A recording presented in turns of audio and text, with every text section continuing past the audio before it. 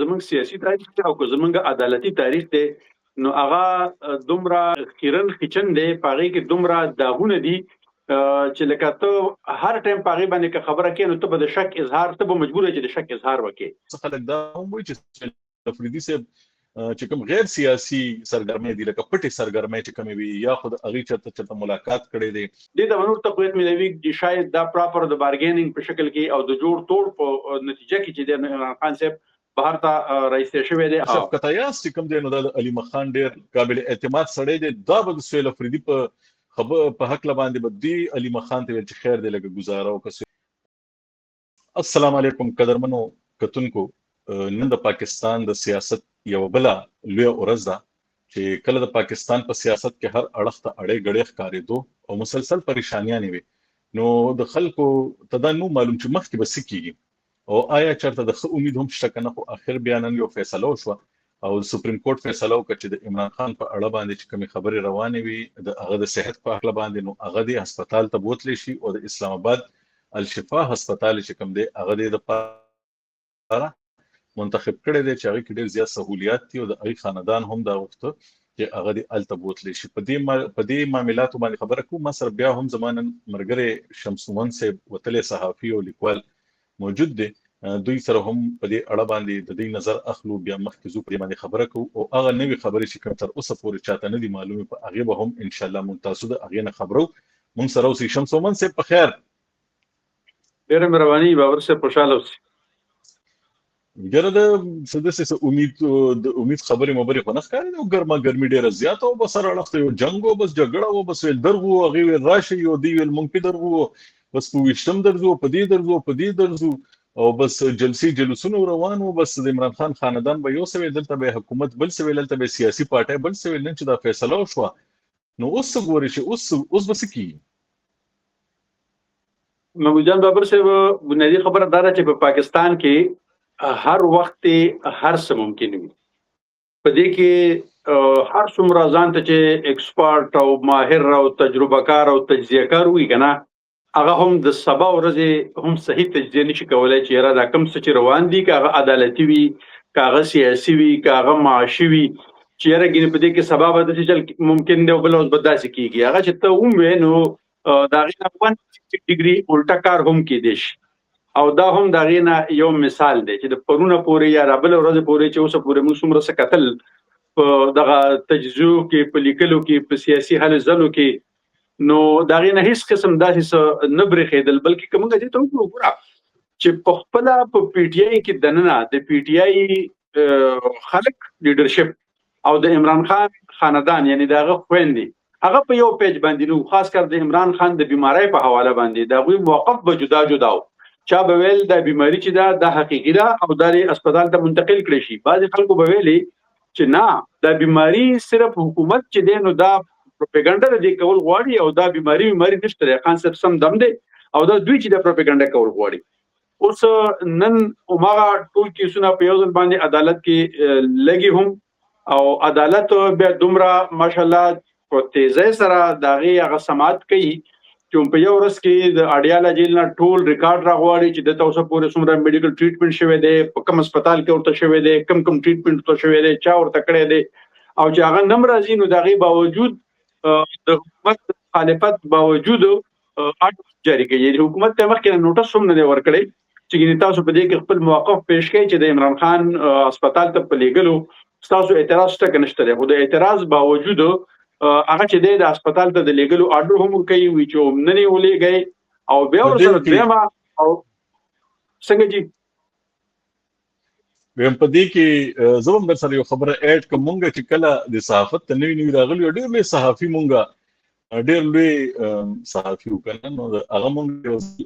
ځان ته لیکچر دپاره راغوښتی نو هغه شروع د دې نه کړې وه چې تاسو صحافت خو شروع کوئ خو یو خبره ځان سره یاد ساتئ چې په پاکستان کې او په کارټون کې هر څه کېدی شي. کارټون په مطلق ته وګورئ چې په وړوکوالي کې به اول به سړی په اس په ناست و بیا به په دویم شاټ کې خول چې اس به سړي د پاسه ناست و منډه به یې وهله لګیا به و که نه. نو دا خبره چې کومه ده نو دا خبره ستاسو زه د هغې تایید کوم. بل درېیمه خبره دا ده چې تاسو دا هم د یاد دي کنه چې امدي سپریم کورټ ته بدی راتله کیسونه هم نه لګي د ورله به ویل چې مونږ ور سره ملاوي دوه ته پری دي مونږ نه پری دي تاسو د احکاماتو خلاف ورزي کیږي تاسو خپل احکامات والی او بیا به د احتجاجونه کول او ټول خبرې مبرې بکې دي خو کتل تاریخ ته وګوري کنه نو په ماضي کې هم داسې شي دي چې بس کله به خبر بل ځای کې جوړه شو نو بیا به کوم دین راغ نو موږ به د عدالت نه پته ولګي چې بس عدالت په اکشن واغستو په دې اکل باندې خو تاریخ څنګه د پاکستان محمود جان بابر صاحب بدقسمتي کوم داله بدقسمتي داله چې زمونږ زوړ تاریخ چې دی هغه ځکه چې د دې مخکې کومه وګورو د نواز شریف صاحب مثال زموږ د وړاندې دی په کوم انداز کې چې دی نو د عدالت نه راوېستلې شو په کوم انداز کې داغه د پلیټلیټس کیسه چې دی نو پروپاګیټ شوله او بیا هغه پسې بهر ته ولېږلی شو مشرف صاحب زموږ په وړاندې دی چې هغه د کوم ځای نه کوم طرف ته روانو په لاره کې بیا ایمرجنسي په تور باندې بغیر د چې دی نو هسپتال ته وړی شو هسپتال نه بیا پسې بهر ملک ته ولېږلی شو د زرداری صاحب ریکارډ هم زوړ زموږ ته وړاندې دی چې د کراچۍ کې د ډاکټر قاسم صاحب په هسپتال کې چې په میاشتو باندې پروت او هغه د ریسټ هاوس په تور باندې بچی دی هغه هسپتال دغه لپاره استعمالېده نو دا اوس کو هر څومره د عمران خان صاحب خدای نه پاستا یرګینی بیمار نه دا دروغ وایي دروغ موږ بالکل الزام نه لګو خو د دې شک اظهار په د باندې هر وخت کیږي او د هم په هغه صف کې ودرېده په کم صف کې چې د غنو سیاستدانان د نن نه لس 15 شل کاله مخکې نه ولاړو او د به ورپسې خاندل الزامات به په لګول چې یاره دا هغه سیاستدانان دي چې دوی څنګه جیل ته لاړ شي نو دوی باندې بیماری اٹیک وکړي او بیا د بیمارو په وجه باندې دوی هسپتالونو ته ځي نو نن عمران خان صاحب هم هسپتال ته د عدالت په حکم باندې په هغه انداز کې روان دي او دا خو تاسو هم یاد دي کنه په پاکستان کې خو آصف علي زرداری صاحب چې کوم دی نو هغه خو ډیر وخت لکه په جیل کې پروت تاسو ته یاد دي کنه تقریبا لس کالو نه زیات په جیل کې پروت و ډیر د هغه سیاستدانانو د جیلونو ته کړی خو خبره دا ده چې سلیکه باندې خبرې نور دي زول در سره یو خبر شریکه کوم دا د کله نه چې د دې وی چې د 28 سپتمبر دا اعلان شو چې دا به کیږي نو د دې اعلان نه مخکې هم داسې خبره وا چې دې کې دننه خبرې روانې وي او خبرې چې کومې وي نو ډېر د حیرانتیا خبره ده چې څه خلک دا هم وي او هغه ډېر پوه خلک دي هغوی له معلومات هم شته چې زمونږ چې موجوده کوم وزیر اعلی دی سهیل افریدي صاحب دوم چې کله لکه دومره اعتماد سره د تاریخ اعلان کول نو دلته دا پته و چې بس دې وخت پورې به دا مسله حل شي او د هغې په هکله باندې هم ډېرې خبرې ګونګسۍ کېدې هغوی هم څه شورټیز ورکړي دي او هغوی هم په دې کې شامل دي چې عمران خان دی د هغې د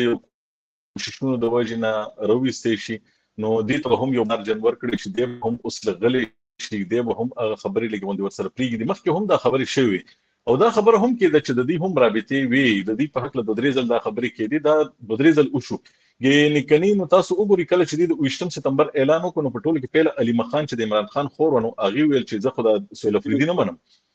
سهیل افریدي خو هغه دومره خلاف و لکه چې څنګه به د مخکې خلاف و خو دې سره یو هلک و چې هغه د سهیل افریدي ملګری دی د هغه نوم دی شفقت ایاز به تاسو هم پېژنئ وایي چې د سهیل افریدي به کار وکړي سهیل افریدي ته ګزاره وکړه سهیل افریدي بوستیز شي نو بیا تاسو وکړئ سهیل افریدي 2-3 جلسې مو کې خلکو ته ام بنو ته لاړو نوخار ته لاړو خیبر ته لاړو ګرځېدو او دا خول چې زه خو به د عمران خان دپاره لګیم د 27 سپتمبر دپاره تیاری کوم او اصل خلک چې کوم خلک دي هغه دا وایي چې شاته هم څه خلک داسې وو چې په هغې کې سهیل افریدي هم و چې هغې خبره کوله چې ولې تاسو ماته په دې باندې خبره کوئ خو زه هم تاسو ته وایم چې په دې پاکستان کې د ثبوت چې کومه معامله شروع شوې نو په دې باندې پیپلز پارټي چې کوم دی هغه انکار کړی دی او پیپلز پارټي او ورسره تاسو د مولانا صاحب سټانس د مولانا صاحب هغه باډي لینګویج تم چې ګوري نو هغه ورسره خوځي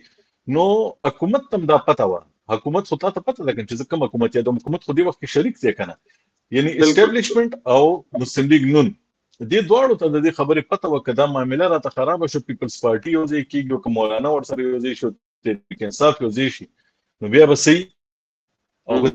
د عمران خان په نوم یو که د بل څه په نوم که دا معامله جنجال جوړېږي نو راځه په یو ځای کې ریلیف ورکړه نو خلک دا شک هم کوي چې دا ریلیف چې کوم دی دا عمران خان ته د دې حالاتو نه د وتو دپاره ورکړی شي ته په دې باندې څه نظر ډېره ښکلې خبره تاسو وکړه ډېر صحیح پوینټ تاسو راونیوه او بنیادي خبره دا ده چې اوس به د دې نه پس چې څه کېږي سیاسي طور باندې آئینی تور باندې چې کوم بدلونونه راځي خصوصا د 28م ترمیم په حواله باندې نو موږ ته په هغې باندې نظر ساتل پکار دي چې په هغې کې د پاکستان تحریک انصاف موقف چې دی هغه د چا په حمایت کې راځي آیا هغه هم د دغه اسټابلیشمنټ او د موجوده حکومت د زیاتو صوبو جوړولو حمایت کوي که حمایت کوي نو دې خبرې ته به بیا د نور تقویت ملاویږي یا د الزام ته یا د سازش ته وي ډیل ته وي هر څه چې یا یو رسټ هاوس ته منتقل کړی شي یا د سره نور نرمي چې د اختیار کړی شي نو دا به په دغه ریزلټ باندې به موږ د لږ شانتې به دې ته کتل پکار دي چې د هسپتال نه پس د سره څه کوي او دویم دا چې د پارټۍ په موقف کې بدلون سره روان دی نرمي صورت راځي پکې سختي پکې راځي څه کوم طرف ته دی یو خبره دی چې هغه عدالت چې تر 3 کالو پورې د عمران خان صاحب سره ملاقاتونه چې د پراپر نشو ارنج کولای خصوصا د تیر تقریبا 3.5 میاشتو راسي هغه په یو ورځ کې بیا نه صرف هغه چې د هسپتال ته د لیګل ورکړي د یو هسپتال کې د ساتلو د سکیورټي آرډر کوي چې لکه دا غي جواز هم نه جوړیږي لکه که اوسله بیمار دی نو په کار دار دورو کې درو دي 15 ورځې هسپتال ته راوړي چې کله ډاکټرانو ورته ویل چې ټیک نو په کار چې بیا واپس جیل ته لاړ شي یا کاغله مخکې به هر څه فیصله کیږي خو د یو میاشتې پوري هغه په هسپتال کې د ساتلو فیصله د ډاکټرانو په ځای باندې سپریم کورټ کوي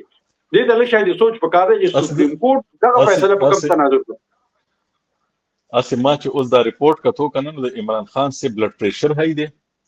چې دا د پاکستان کې زما په خیال باندې دی وخت د نیم پاکستانیانو هر وخت هاي وي د انزایټي د ذهني دباو ښکار دی دا زما په خیال باندې چې 80% پاکستانیان چې کم دي د ذهني دباو ښکار دي چې د دې خپل خزي او د کور خلکو سره د دې ملاقاتونه پکار دي او په دې کې پکار دا دي چې خو هغه چې کوم سترګه کې کوم مسله راغلی ونه د هغه ریپورت پیښ شوی دی چې هغه خو په 18 اگست باندې په سپریم کورټ کې پیښ شو چې سترګه ټیک شوی ده نو په بلډ پریشر باندې او په ذهني دباو باندې دا زما په خیال باندې تبه هم د سر اتفاق په زمون کتون کې به هم اتفاق کوي چې دا خبره چې کومه ده نو دا هغه د چې کوم خلک اوس دی وخت کې غنی لګیا دي چې دا حالات څه طریقې سره نرمه ته بوزي کني کني دا بیماری سره دومره نه دي چې یو سړی دی ورته او د بلډ پریشر ګولای ته دا خو ته معلومه ده ما ته معلومه ده ذهني دباو هم یو خاص ګولای ده او هغه ورزش هم دومره زیات کوي خوراک هم له دومره خملاویږي نو بیا هغه خبرې چې دا موږ له طریقې انصاف خولوي هغه خبرې چې کمی دي هغه چې موږ ته به نواز شریف باندې کولا د نواز شریف پلیټلیټ نه دی ورزيدلی حالانکه پلیټلیټ ورزيدل د مرګ ته سړی رسول شي 2000 ته ویل چې اگر پریوتی او د نواز شریف د پلیټلیټ سو غوي چا کړو ته یاد دي ما ته یاد دي د هغه وخت کې د عمران خان د صحت وزیر و ډاکټر یاسمین راشد چې هغه اوس جیل کې ده هغه عدالت ته ویلي شوکت خانم سینیور ډیپټي ډاکټر صاحب هغه عمران خان د نواز شریف د دې بیمارو دغه چې د گواہی خو تاسو د خبره چې د شوکت خانم هسپتال سی او کړي و او ډاکټر یاسمین راشد کړي و او د عمران خان دا خبره چې کومه ده نو دا د سپریم کورټ زما په خیال باندې لکه ډیر زیات دغه ور سره وکول لکه ور سره وکړه چې په ملک کې حالات راشي خو خبره ده چې مخکې د 3 کال چې غي ویل چې موږ دنه نه پریدي او حکم هم تاسو نو هغه وخت لکه دی ولې نو دا خبره چې کوم دی دا شکونو ته لغوند ته هغه ورکی تاسو ماته یو خرنه خبرو کې چې دې تاسو خبرو کوم محمود جان بابر صاحب په دې باندې چې دا به تاسو ته پته دا به 100 ورځې پورې په دې باندې ورکسي شروع شروع نه کې کلونو پورې دا به ډسکس کیږي دنه پس یاره د په کوم حالاتو کې ورورو به انویسټیګیټیو جرنالستان دوی موته خو په خبر کې نه چې اسلام آباد کې کم کسان انویسټیګیشنز کوي نو هغه به وخت په وخت باندې د دې نوې خبرې بروباسي چې په کم ټایم کې سو شو او د دې لپاره څنګه چې د پلانینګ شو څنګه هم ورکو شو او په کوم انداز کې دی راوځي شو ما ته په دې باندې لکه شانته خبره تر کول پکار دي چې د دې پازیټیو امپیکټس به سي په ملکی سیاست باندې باندې د مثبت اثرات سوي زما په خیال باندې او زه هم دا ویل غواړم زه دا ویل غواړم چې سپریم کورټ دا فیصله وکړه که د اسټابلیشمنت په خوا باندې وکړه که د حکومت پر رضامندۍ سره وکړه که بغیر رضامندۍ سره وکړه زه دا ګڼم چې دا ډیره ښه فیصله ده په داسې وخت کې چې کله ملکی صورتحال هڅه هم ډیر زیات معاشي تور باندې هم ګډوډ دی سیاسي تور باندې هم عدم استحکام دی او خاص کر په هغه صوبه کې چې په کومه کې د پی ټی آی حکومت ته هلته هم زیاته خرابه سره د بلوچستان په داسې صورتحال کې یو داسې سیاسي استحکام طرف ته تل په کوم کې چې د ملک د ټولو نه غټه سیاسي پارټي چې دی هغه د فرنٹ فوټ په ځای باندې او د احتجاج په ځای باندې د مزاحمت په ځای باندې مین سټریم سیاست ته واپس راشي په جمهوریت کې چې د انوال شي نو زما په خیال دا ډیر پازیټیو سټپ دی او په کار دار چې د ملک د ترقۍ لپاره د امن لپاره د معاشي استحکام لپاره د سیاسي استحکام لپاره د نه فائدہ واخیستل شي. شمس من سیر زبستاسو دی خوشبینه سره خپل خوشبینیم شامل کم او په دې امید سره ځکه چې موږ پر امید خلک یو موږ مسلمانان امید ساتل پکار دي دا بل خبره ده چې حالات لکه دومره ګیر کړي هم دی باندې بتان او د خپل کتونکو نه اجازه طالب الله پامان.